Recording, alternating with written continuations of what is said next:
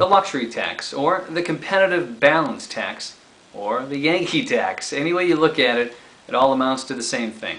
Basically, the design of the luxury tax was to discourage teams from going overboard on salaries, on paying out these monster contracts. They really wanted to curb the excessive growth and basically give small teams a better chance to sign those big-name free agents. Case in point this past offseason, CC Sabathia. Did any of us really think he was going to re-sign with Milwaukee? They gave it a go, but in the end, of course, he's donning the pinstripes today, and he got racked his first start. Well, I like that. But the point is, the luxury tax was really designed to prevent that, and it's done anything but. In fact, when it was first introduced, it was a very flawed system. What they did was they took the salaries, the whole salary for the team, the 5th and 6th team, highest payroll in the league, and it was actually floating. So whatever that was, the threshold was going to be set above that. But because they kept floating it and it kept fluctuating, because of course the more you spend, the higher that threshold's going to be, it never did anything. It wasn't until 2003 that they fixed the threshold at certain levels.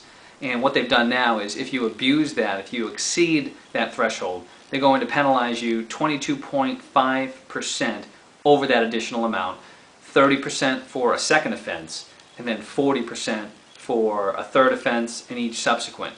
So back in, actually just last year, 2008, the threshold was at $155 million. The Yankees spent $222.2 million on salary, $67.2 million over, and that was taxed at 40%. So they paid $26.9 million into the luxury tax. And basically they've been the only ones, well, not basically, they have been the only ones to pay the luxury tax every year. The Tigers have, the Angels have, the Red Sox have, all of them have. But the Yankees are the one consistent source. So it didn't do anything as far as changing the culture of what is done from these big teams. I mean, that's a slap on the wrist for an organization like the New York Yankees. That's why that doesn't work. So let's move on to the final one, number 5, which is the Players Union.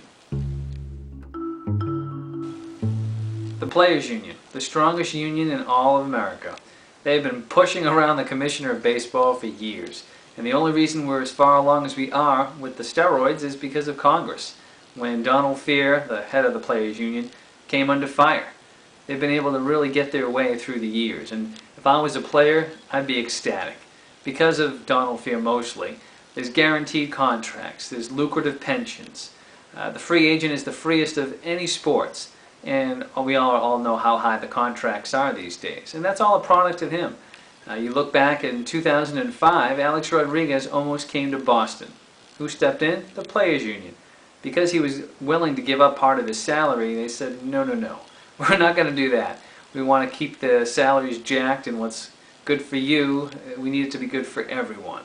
So the union is strong. They have been getting their way for years. And if I'm a player, I'm happy. You know, they believe in a free market. They don't want caps. They want the market to dictate prices. And for the most part, it's gone according to scale for Donald Fehr, for the players. As a fan, I'm not too happy because, again, I want the competitive balance. But for a player as a player, I would love it.